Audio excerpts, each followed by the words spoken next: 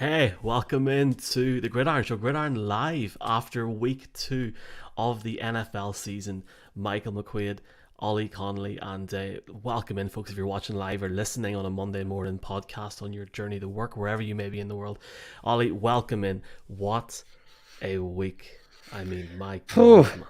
I know, one of those ones where just showered in the most dreadful coaching decisions across the land. It was a lot of bad football, um, baked around just incompetence running throughout every game. I felt like there wasn't one game where I went, this is being wonderfully coached, wonderfully time managed. All of them were just all over the place. And it is a great reminder, one, of how fun the sport is, two, for someone like me, who is so um, involved with the X's and O's of the game, former coach, all that kind of stuff. It is nice every once in a while for it to come down to whether or not your coach is a bozo, whether your coach knows how to use timeouts or not, whether or not he understands what the play clock is and the function of those things, that maybe he can draw up some beautiful plays on the whiteboard, but when he gets out there, he freezes in the moment. So just a fun day all around. Yeah, definitely the play clock thing is going to be an issue that we have to talk about tonight, or this morning. But a warm welcome into everyone watching live or listening on the podcast. Ollie, first off, let's talk about Beer 52 for everyone listening. How does a free case of beer sound? Our pals at Beer 52 are offering you a free case of 8 beers. All you need to do is to pay the postage and packaging. beer52.com/gridiron. Your beer tonight, Ollie, is? I have a modern pale ale, hazy, golden, juicy. I believe it's called Here Comes the Sun, Bibliotech. Now, I understand, Michael, that I think Hold these on, are... hold on. I Yeah. have the exact same one. Hey, look at that. And that wasn't any kind of partnership situation. That's pretty good.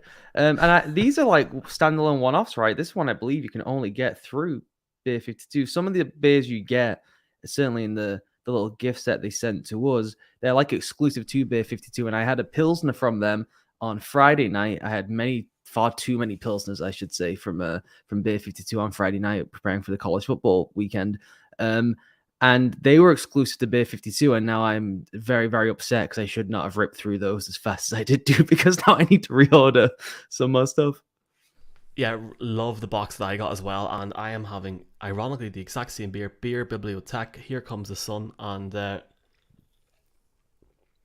it's nice. It's especially nice after a busy day of work. Let's jump right into it. The link is at the bottom of the screen or in the bio on the podcast if you're listening back. Trey Lance, Ollie. Now, we have to address this. There is a magazine behind me which says the year of Trey Lance starts now. He went to the ground after being tackled on a QB run, and it now seems, if you want to confirm this to me now, that Kyle Shanahan's confirmed, he's broke his ankle, and that's him out for the season. And I know for a lot of people listening, wherever you are in the world, Niners fans or just general NFL fans will be gutted for Trey Lance, who now, I think you were the one that tweeted that he's only going to have played maybe 3 to 5 games in 3 years, which is devastating for him.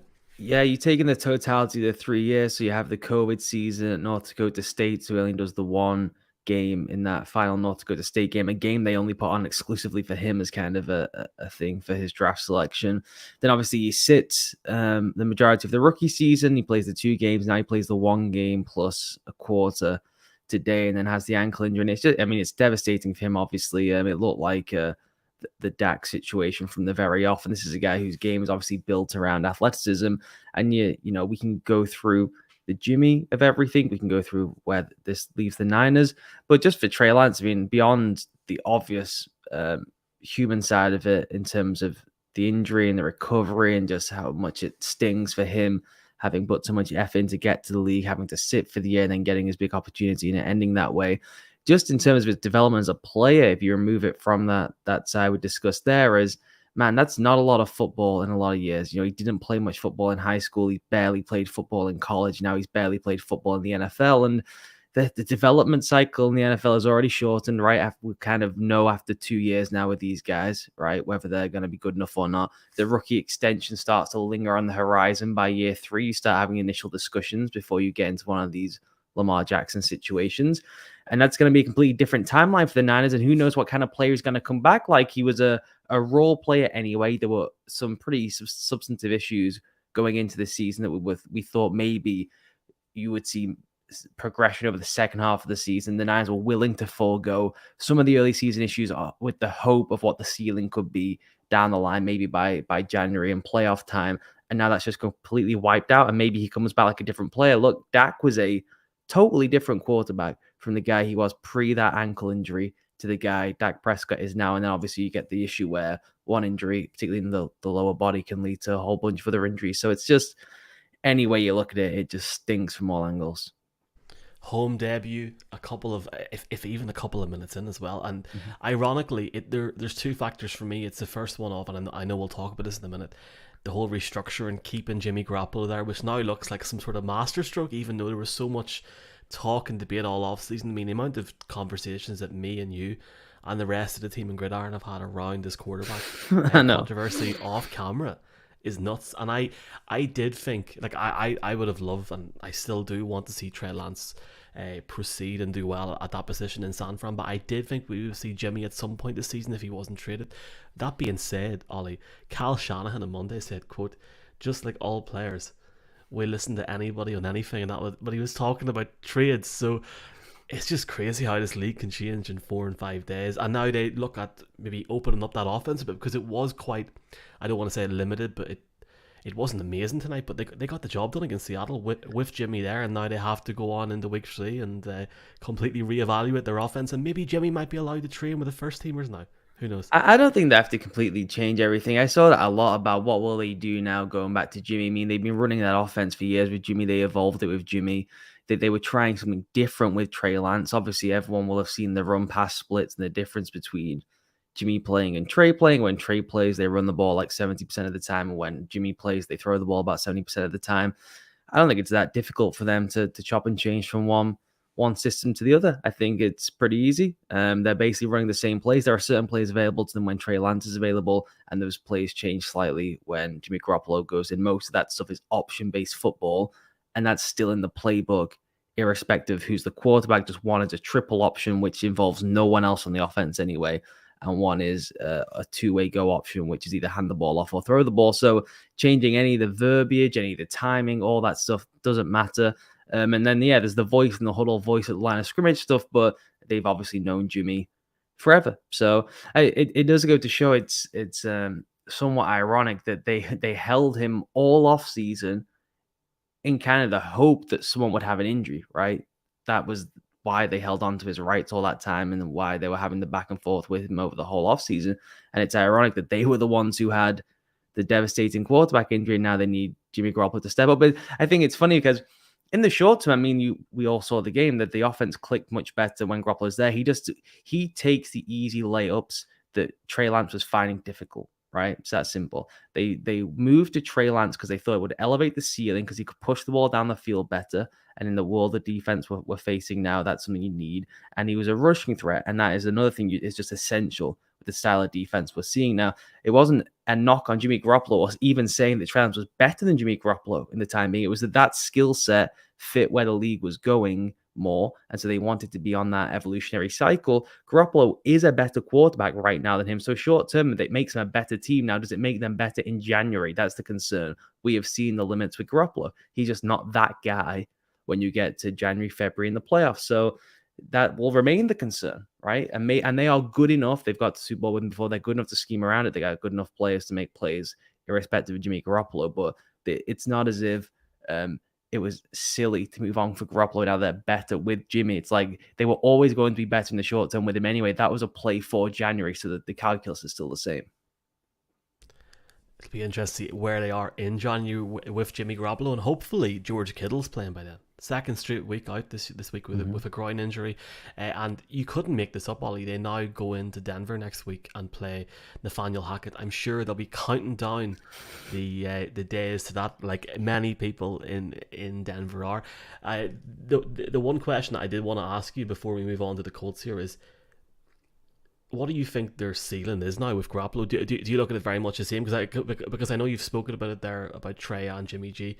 They've got a guy there that has played in the Super Bowl with the Niners, almost won the Super Bowl with them against the Chiefs, and he was in the NFC Championship game last year. So while he has not completed or fulfilled that exact victory in terms of winning the Super Bowl, he does have experience of being there. And I mean, if you look at, like, for example, the Cowboys, where Dak Prescott's out for how many weeks, and I know Cooper Rush had a decent enough performance for them, and they get over the line tonight. At least they have a quarterback there that they can go, okay, well, he's been here, he knows his team, he knows his offense. Surely that's a pro for them as well. Yeah, I mean, if you go through just now and do the NFC quarterbacks whilst Dak is out, Garoppolo's probably fifth, sixth, somewhere in there. I mean, the NFC stinks. So their ceiling, their expectations shouldn't change. That's a championship caliber roster. He is good enough to get you to championship games. Now, he's not going to decide the championship games. That's the difference, right? Mahomes decided the Super Bowl.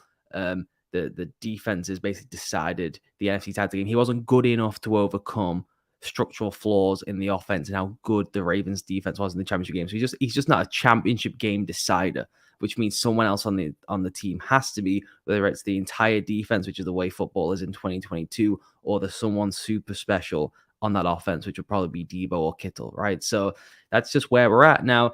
Getting into playoffs, it just rolls of the dice, isn't it? That's the reality. And he is good enough to get you into the playoff and then take the roll of the dice. So, he's got as far in NFC championship runs as Aaron Rodgers at this point, right? So, to me, the expectations of them don't change. They have championship expectations, at least to get to the NFC title game. Now, I'm not saying that if they don't get there, it's a disappointment, but they are good enough, I think, still to get back there. They have every other piece that is needed.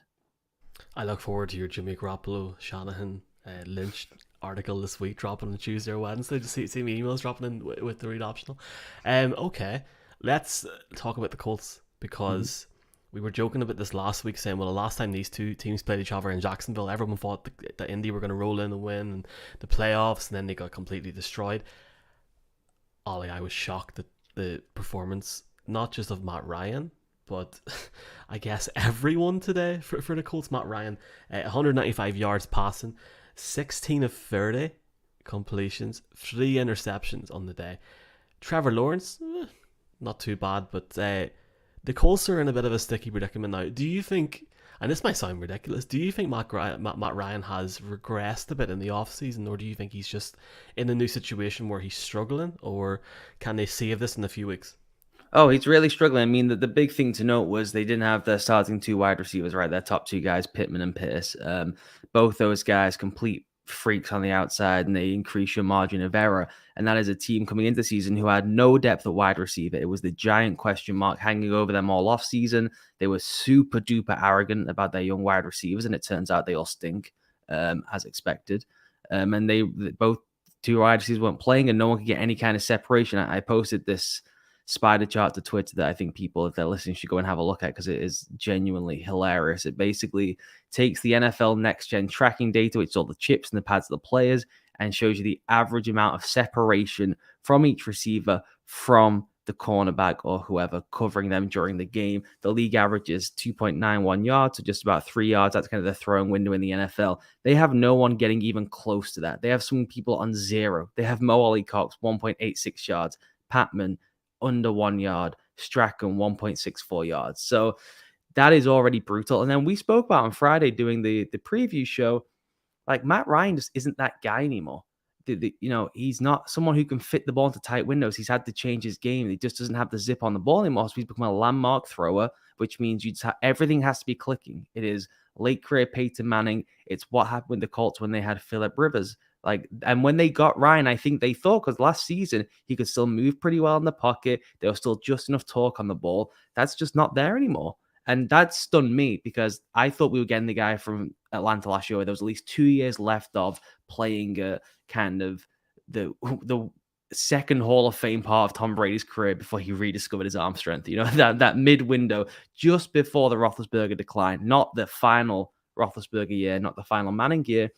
And we're getting into grenade territory with him, where it has to be up and over, drop it to a point and hope someone can go get it. And to do that, you need, like I said, everything to be clicking on offense, right? Run game, scheme, all that stuff. And guys have to be open. You can't drop it in a bucket and have someone within a yard of them, because then it becomes a fight for the ball. And you're either going to turn the ball over or they're going to break the play up. And the percentage you suggested there show exactly what happens. So that they should be really, really worried. And what is further to that is offensive line issues and just not running the ball. I do not know what's going on with that staff where you have Jonathan Taylor, you have this offensive line that's struggling. The best thing you can do is slam the ball into a wall and hope for the best and hope that Jonathan Taylor can hit daylight. That's what they should be doing. Instead, they're dropping back over and over again with this depleted receiving core. The one thing that I've got down from my notes, sitting with my glasses half down, writing during this game, was we didn't see much blitzing at all, and the Jaguars seem to consistently get the receivers into like unfair situations. You've seen Zed Jones, Christian Kirk get lots of yardage, where that sort of plan from Indianapolis for me is not going to work for them down the stretch. And I think we both picked them to win the AFC South. At least I think we all did. It was a sweep, and we got massive abuse online for it. And now they're sitting 0-1-1, and I agree.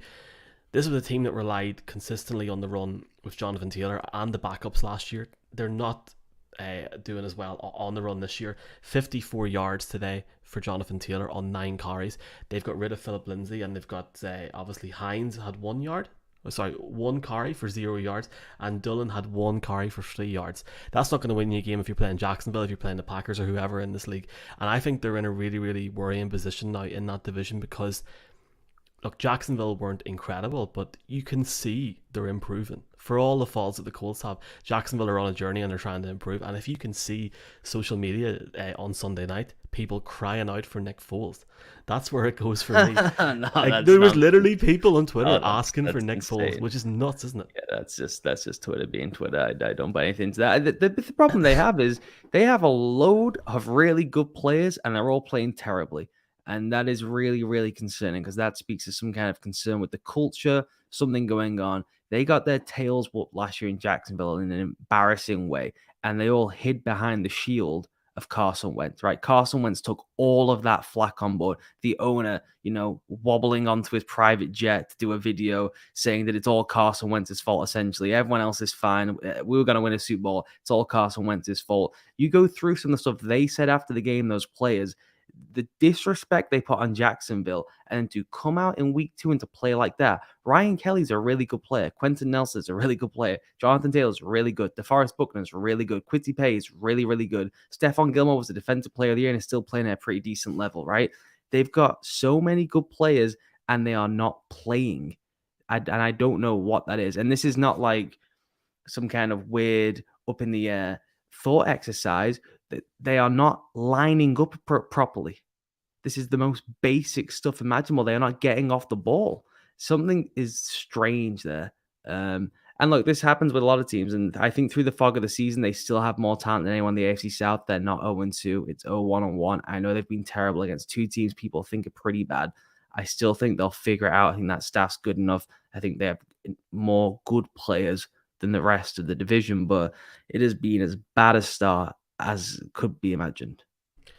They have the Kansas City Chiefs in week 3, and currently the Chiefs are 3-point favourites. And we can talk about that on the pick show next week. But as it stands, Ollie, that's incredible value. Do you think if we got to week 4 or week 5 though with Frank Reich and Chris Ballard that maybe Jim Irsay might do something? You were talking there about him throwing Carson Wentz under the bus. I don't know if you've seen his social media tonight. He was sitting outside on a table and signing footballs for all the Colts fans, but you could hear audible boos. And I'm talking boos, boos, boos. It was like something from a TV show, and he's not going to be a happy bunny. He'll be a bit like Jerry Jones was last week after the first Cowboys game of the season. I mean, what's he going to do in season? You can change the GM. He's not going to have the chance to do anything. Change the head coach. Who are you going to get? Who's going to be better than Frank Reich? Person doesn't exist.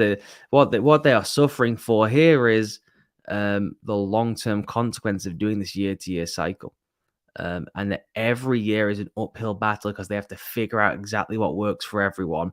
And it doesn't really click in until week 7, week 8. And we've done this with them for years now, where they'll put together a 2-3 week run and everyone says, oh, dark horse, you don't want to go into Indianapolis in the playoffs. And then we get to the playoffs and Indianapolis is nowhere to be seen because they've missed the playoffs again. And it's been going this way since 2014. I think they've had 1 or 2 playoff games since 2014. I think that's right. And that, I think we are all conditioned to they're supposed to be good because of Peyton Manning and Andrew Luck. And they've just not been since 2014. So, I still think it's a long, long season. The AFC South is still not good. It's not as if the AFC South is magically really good now. The Texans are mediocre. Jacksonville is mediocre. The Titans are mediocre, looking towards being good. And the Colts are mediocre right now towards being bad. So that's not a far way to bridge over the course of the season. I enjoyed watching the Jags, and I think that says it all about my enjoyment of certain football games. Talking about enjoying, our podcast on Carson Wentz this week comes out on Tuesday. That was a joke. Some of his plays tonight were amazing, Ollie, and I know we could probably have a documentary on some of them, and I've seen some of your tweets about throwing the ball and stuff.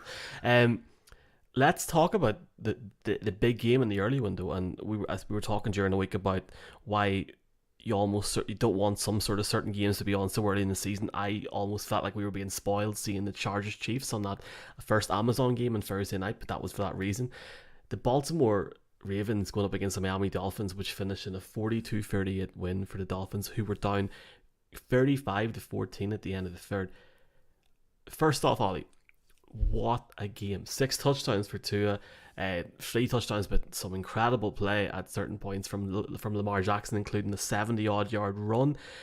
Never mind talking about the Dolphins wide receiver core. This game had literally everything for the neutral. So enjoyable, but how do you give up 28 points in the fourth quarter? Please tell me, man. How? I mean, it's never been done before, so I don't know how. I mean, it was Tua's day, obviously. And the thing with Tua is his role for the Dolphins essentially is to be like Drew Brees, is hit all the throws. And I know that sounds simplistic and dumb, but guys are wide open in that system. And that's the way Drew Brees played his entire career, which was I hit every throw I'm supposed to hit, and then maybe I make 2 that I'm not supposed to hit a game, and that is the difference between us winning and losing. I don't have to go out there and be Justin Herbert and hit 6 throws a game that are crazy throws that drag my team, to within a chance of winning in Arrowhead. That's not who Tua has to be. He's got these guys that are wide open all over the field, and he hit them, right? The Gesicki throw is an unbelievable throw. The final throw of the game where he's moving and rolling, I think he hits Jalen Waddle, right? The killer shot for the final touchdown. That's a throw that he's not necessarily expected to hit in terms of the placement of the ball, and he hits it. And then he did hit the majority of the layups this week, which he did not hit last week, particularly down the final stretch of the game after struggling in the first half. What was really interesting is, one, there is just no way to cover this wide receiving core. It does not exist. There is no way you can go and design. No one has the athletes to keep up with the two of them together. To have Hill and Waddle next to each other, and they've been really smart about how they position them together, and then particularly where they put the third person off of them to make it so your shell is just completely compromised at the snap. There's no amount of rotating or doubling you can do when they're both not the two perimeter guys, and then they'll balance the formation other times and have one on one side, one on the other, and no one else in the vicinity. So they make everything really tight and congested, stick one guy really wide, one other guy really wide. And if they get spread, they make sure those two guys are together. And in both of those situations, which is kind of the bedrock of that offense, you are completely compromised in terms of coverage. There's nothing you can do schematically to roll one certain way to ensure you got the right body position, the right athletes on those guys. It just does not exist. And you can see it in the figures. Remember I mentioned those average separation numbers before with the Colts. Tyreek Hill, have you seen these numbers? Have I shown you these? No, I could have sworn I seen you were talking about, like, once he actually caught the ball, the increase on his yardage was ridiculous. His average amount of separation from the person covering him, and the league average is 2.9, was 4 yards. He was open by 4 yards on average. That's not just like, oh, those are the good plays. Those are the average plays. He is wide open. Jalen Waddle, 3 yards. These guys are wide open. There is nothing you can do to stop them. And all Tua has to do is hit the throws to wide open players. And that's great. That's what he did in the second half. And the last thing I'll say is, one, the Ravens defense flagged really badly. They were getting after him early in the game. They struggled as the game went along. Injuries took over in the secondary. They got really tired. I saw a cool tweet from NFL's Next Gen Stats that the Ravens defense ran more yards, not in terms of yardage on the field, in terms of the chips and the pads that track how far they're physically running, than any team has ever run. Ever. Because of how much having Waddle and Hill force you to, one, get depth in the defense, right, to try and keep them in front of you. And then it's all these crosses and these deep breaking concepts. So you're just running a long way. And you could see by the end of the game, those guys were huffing and puffing. They could not keep up with the pace of the game. And it was really, really easy for Tua in that fourth quarter, outside of 2 or 3 big boy throws where he had to, really raise his game to a new standard. And he did it. And I'm delighted because I like Tua. And the conversation around him, I think, has absolutely nothing to do with him. It's like this weird dynamic about how you view football. It's got nothing to do with the player himself. So I'm just really pleased that he got his day. I know you've been very sort of vocal on that relationship with Tua and his new head coach, Mike McDaniel, as well in the off season. It's a great read if people do check out the Read Optional website with Ollie's content.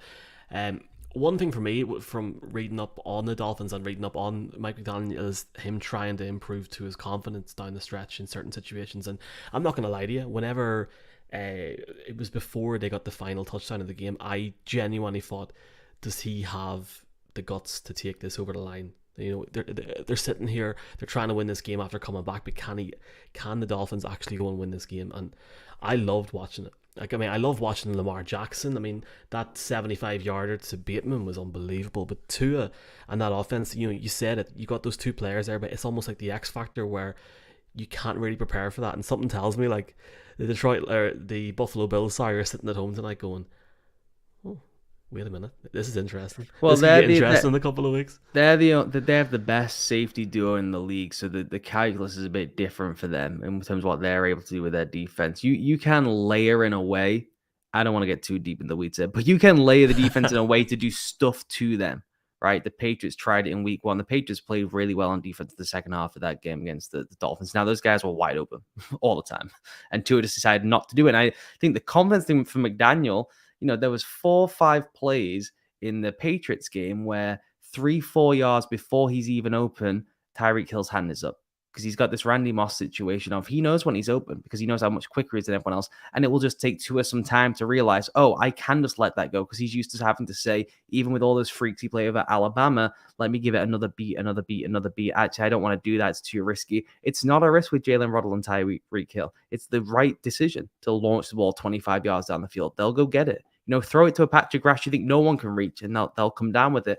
And that was the great thing about that fourth quarter because they were so in a hole, it was like, well, bleep it. What else am I going to do? I'm not going to avoid the deep shot and just take the check down because we're beating the Patriots 14-3, and I can do that. It's like we're getting clubbed. This is a reputational game for me, essentially. You know, people are going to start writing me off. It's the end of Tua. They're going to trade for Lamar Jackson. They're going to go and try and get Tom Brady, all this stuff. And so he was in bleep it mode. And it was great to see. And I hope that he stays on that course. I think Mike McDaniel will be so much happier that they won that way with that historic comeback and him forced to play that way than if they'd just gone out there and beat them 24-3 and it was a defensive shutdown the way they beat them a year ago. I think that'll be so much better for him long-term, for them long-term. It's like, hey, man, you see, if you just throw the ball to any spot on the field, you've got Mike Gesicki, you got Jalen Waddle, you got Tyreek Hill, and those guys can go get it in spots no one else can. The future is bright in Miami. You said one quarterback there. Let's talk about it, Tom Brady. There's so many things we can talk about here. Obviously, the Bucs getting the 20-10 win. Tom Brady has scored 2 passing touchdowns this season. Now, I have to give it to him today. There was a significant amount of players missing. Obviously, Chris Godwin, Julio Jones wasn't available for him to throw the ball downfield to. That was a really, really strange game in New Orleans. It was a bit like a UFC match at one point. The one thing for me, man, is really is so skinny or something. What's going on? Are you some sort of nutritional expert? He walked in and he looked like a man that did not want to be there. He looked like he was walking in like, okay. And then I don't know, he just it's a really intriguing thing because obviously they play the Packers next, and depending on how the Packers play on Sunday Night Football, pre-recorded of course, will it be a shootout? Because he's only got over, I think he had 190 yards today, in the early 200s last week in terms of passing. I'm intrigued, man, to see what they can actually do. Yeah, well, they got to see as well what the situation is with Mike Evans. Obviously, he gets ejected, he gets in a fight. We'll know from the NFL tomorrow if he's suspended or not and how long for. And it's just such a bizarre situation. And you factor that with the messaging or the statement or the report that came out earlier in the day that he's not going to be practicing on Wednesdays anymore. Those are our personal days for Tom Brady. And I'm sure he's had similar situations before in New England where it's a lighter day for him anyway. Wednesday would be in more of a treatment day. And maybe it's just being framed or billed differently. And now he's doing his treatment because he has his own staff anyway, right? Maybe he's just not doing it at the facility anymore. And you earn these things when you're the greatest to ever do it, right? It is one rule for you and one rule for everyone else when you're the best to ever play the game. But that it is weird, and it's weird for someone who is homicidally competitive. And it's like it's confusing to me that he would come back and then look so disengaged in the process. If he was coming back for one more year, I thought it would have been hyper focus, scorched earth, all that kind of stuff. The way he was that last season, where it looked like that was probably the right time to go out, right? Going down a valiant effort in an NFC title game. You were not the problem. It would look like another great Brady comeback. There's a defensive mistake, and you went out having an MVP caliber season, just as good as Aaron Rodgers could have won the MVP. And he said he's returned this year, and he just looks, like I said, he looks physically different. God knows what's going on there. God, I don't even want to speculate. I don't open us up to the lawyers. You got all the family stuff, got all the personal drama, then you've got the team drama, and it's such a bizarre situation. And it will end inevitably with him hoisting the Lombardi in February because that's what he does. If I'm standing beside you in Arizona and I look at you and that's happening, I'm just going to laugh my head off, man. It is really strange because the Tom Brady that I remember, and this is not that long ago, is the one that, and don't get me wrong, I'm sure he still is, but one where you can see, not just from his play, but from his interviews, from his persona, that he's really motivated and really wants to excel in his game. I'm not getting that vibe, and that's maybe just me being a complete hater, Ollie. It could be, and he could go out next week and score 4 or 5 passing touchdowns himself against the Packers. But I don't know. I do agree with you. Like what else did he have to give last year? I guess maybe if he looks at certain quarterbacks that have sealed off. I mean, there's been like Peyton Manning obviously had a shocking year, but he still got to go out on top. I personally think I wouldn't consider that on top. Well, he won the Super Bowl. He crawled off the field, disheveled and broken, and now he can't. Yeah, believe me, it was hard to watch. Now, yeah, he can't even stand up anymore. I don't think that was for anyone a championship glorious. Hand it off to CJ. It'll be sweet. No, but you know what I mean. Like he at least had that say. Well, look, he was like, I was because Peyton was chasing legacy because he'd only ever won one. I mean, Tom Brady had nothing to prove. He had 7. There was no need for the return beyond the fact he loves it and he wants to keep. That is the strange part. It's as if he's returned to get out of the house. It's like, well, couldn't he have just gone and done the Fox games? He has a deal to go to Fox to be the highest paid broadcaster on earth and in history. And he's choosing to be out there looking miserable. Now, we talked before about the Colts working their way through a fog. I do think people misremember this Brady Bucks situation because he's always there at the end holding the trophy. They've been terrible to start the season. Basically every year he's been there, right? They were really good to open last year against the Cowboys. And they had this flatline part from the midpoint of the season. We started getting rumors of Brady and Arians don't see eye to eye. You go back to the very first season, it was really sticky for 6, 7, 8 weeks. They couldn't figure out what offense to run, what language to use. It was a bit of a mess. They've had a coaching change this offseason. They had the weird stuff with him. I think it's just going to take some time. I think they will be absolutely fine by week 7, week 8. And they'll just be roasting people and we'll be back to where we are with him again. This is just the league, man. The league's really hard. The Saints have had his number for years now, particularly with Dennis Allen. They run a specific brand of defense. They play basically 2-man the entire game. And I haven't seen the all-22 for this game yet, but I'm sure I'll have seen it by the time we talk later in the week. But I can assure you, based on what Dennis Allen has done in the past, is that it's 2-man. They beat the shit out of people at the line of scrimmage. They bank on their front four getting home. They have one of the best front fours in the league. They have a really talented secondary, and that's just what they do. And he's struggled against it every single time he's played them. So I don't think it's like an unusual thing that he would have a bit of a meltdown against the Saints. Talking about Dennis Allen, talking about the Saints team, it was a bit like it was a bit feisty in the third quarter. I still don't know what happened there, why punches were. I mean, I can't wait to hear some sort of mic'd up audio or something. I'm sure it'll never come out until it doesn't need to be heard anymore. But that was insane, and it suddenly was just put on TV, and you're like, what is going on here? And Brady was fired up. I mean, that was the most fired up I've seen him in a long time. The one thing I will say about the Saints is, for all about Tom Brady and his goatness, Jameis Winston found a way today to turn back time. I mean, please. 3 interceptions.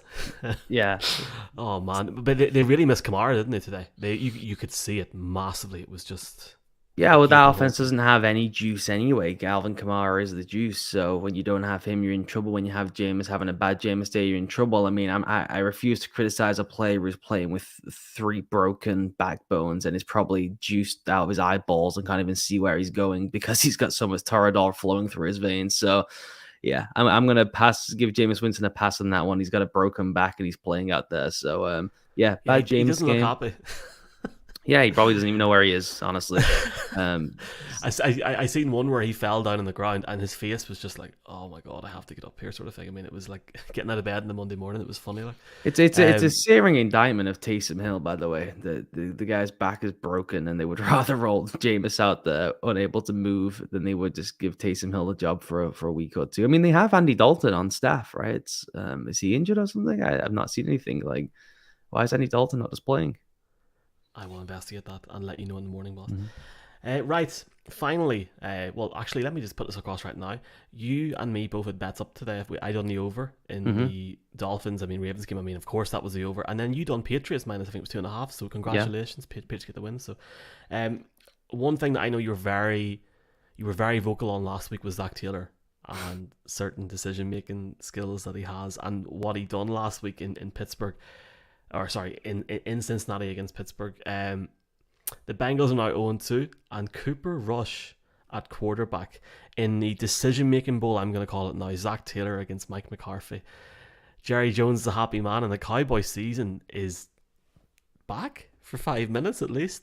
Man, Zach Taylor, like, I'll give you an example. Somebody tweeted tonight saying Mike McCarthy versus Zach Taylor was like watching two one-legged men trying to win an ass-kicking contest. What's going on with this? It's what a come down for them, seriously. It's the same old stuff. I don't even know how many more times I can repeat myself before I bore myself, before I bore the audience. It's the exact same offense. It's the exact same issues. They're playing an empty the entire game. They're getting their ass kicked up front. Saying, all that investment in the offensive line, still terrible. Just Lyle Collins getting worked the entire games by Micah Parsons. And that can happen. Micah Parsons is quite literally the best pass rusher on earth right now. It's like not even really close. TJ Watt's injured now and the Bosa's are amazing, but it doesn't get any better than Micah Parsons. The only time Mike Parsons is the best edge rusher on earth is when he's asked to drop into coverage and he becomes like the best coverage linebacker in the league. So that can happen. The game plan around that cannot be okay. Then we're going to run tunnel screens. Then we're going to get into empty again. I'm going to expose Joe some more. They had two plays where they forgot to block Micah Parsons. It's getting beyond a joke at this point that obviously all the sequencing here is wrong. And, maybe on other shows I'll go into even more detail than I can be bothered to tonight. Just the macro perspective is that they have now lost 2 games to teams quarterbacked by Mitch Trubisky and Cooper Rush. Now, I know that the Bengals offense does not play against Mitch Trubisky and Cooper Rush, but that team with that talent, Boyd, Higgins, Chase, Burrow, Mixon, should not be being outscored by Cooper Rush. It's just that simple. They are, I've detailed it now how many times. They are the most predictable team in the league offensively. I've posted their tendencies online. Free open source. I have the specific tendencies. You can go find them, and they are still committing those same tendencies. You can find out specifically by formation and alignment at the back what their run plays are going to be. And that is embarrassing at the NFL level. And it's embarrassing to have done it now for 2.5 years, or 2 years, in 2 weeks on the run. And for your solution to be, we'll throw the ball more and we'll get into empty and Joe will figure it out. Okay, that's a somewhat solution. It's not a very creative solution, but it's somewhat of a solution to marry that with, once again, a terrible offensive line where the interior guys haven't upped the level at all. And Lyle Collins, frankly, just took the bag and hasn't been bothered to play. Lyle Collins has been one of the worst linemen in the league the first 2 weeks. It's just embarrassing. Jeff Schwartz actually had a really good former O-lineman in a bunch of different spots, had a really good thread on this in the week, going through the varying ways Lyle Collins is setting up for the pass and his different pass sets, and he has basically forfeited any sense of what is common practice in the NFL. And that, to me, is a player who is completely disengaged and not bothered because he's doing things that are inappropriate for certain concepts. And that means someone took a bag and then couldn't be bothered to play. So they have huge problems in terms of talent up front and the entire creativity of the offense. I think they will be okay because they have those special skill guys, they have the special quarterback, but it is about as bleak as it gets. And since they have upped the playoffs to, I can't even remember how many teams is off the top of my head. Since they changed the playoff format, if you go 0-2, you do not make the playoffs. So they are just in a massive hole now. And they're in an even bigger hole potentially next week when they play the Jets. And that offensive line for the Bengals looks exactly the same as last year, as you've said. I can't wait to see what's going to happen with Zach Taylor and Robert Saleh next week. Is there anything else from... Sorry, go ahead. The only thing that's going in the Bengals' favor is that every team in the AFC North lost today. I mean, clearly the Ravens are substantially better than them at the moment. They just had a disastrous fourth quarter, right, and a pretty awful second half all around. But if you take the full Jets game and the first three quarters of the game against the Dolphins today, it's not even close who the best team is in the AFC North. So that's the only thing going for the Bengals, is that everyone is bad. But yeah, since they changed the playoff format to 14 teams, no one who's gone 0-2 has made the playoffs. They would have to break with, admittedly, a short tendency to get in there. And it's pretty grim. And for the Cowboys, there's probably an alternative reality where Jerry Jones picked up Jimmy Garoppolo on Tuesday, and we're now talking about a different situation. And we'll talk about them next week. If they win another game, I will discuss time on the Cowboys. Is there anything else to start to you on a crazy Sunday? I mean, like the Cardinals won in overtime while we were recording, Ollie, as well. And for me, you got to give, like, Aiden Hutchinson, 3 sacks today. He was born to play in this league, but the fact that he gets to play in his home state you can see it in his emotion on his play as well. And the Lions, man, looking all right, aren't they? Well, the offense is insane. I mean, they just whooped the Cardinals, the Commanders' defensive front today, and they have one of the best offensive lines in the league, one of the 2-3 best in the league, and 3 of them were out. Both tackles and interior guy out, and they still just crushed everyone. That those skill position guys are as good as it gets. They still got Jameson Williams to come back. They're all under 26. It's they've done a rebuild appropriately. They've done it properly. You can see kind of the proper direction of it now, and they are explosive enough to give anyone a really scary week. And I would not be stunned to see them win 9-10 games. I think they are good enough to do that now. So that's now. Kyler was obviously out of his mind. I really enjoyed so just some all-time stuff from Cliff down the stretch, where Cliff is like high-fiving everyone as if he did anything in the game, when his quarterback's holding onto the ball for 20 seconds and running 84 yards on 2-point conversions, or they're getting delay of games down, on the goal line to win the game. And then he's high-fiving everyone as though the play he called meant anything, when his quarterback's running around all over the place and making magic happen. He's the worst. Yeah, I can't wait to hear Simon Clancy's thoughts and Cliff Kingsbury on the Gridiron Show tomorrow. It's going to be fun. That's at 4:00 live. And for anyone listening to this or watching this, check out the link, beer52.com/gridiron. All you got to do is pay postage and packaging, and you can drink the same beer that we're drinking. This is really nice, man. Really, really nice. And again, big shout out to Beer 52. This has been fun. We'll have to do this next week, Ollie. Yes, I'll catch you next week. Catch you next week.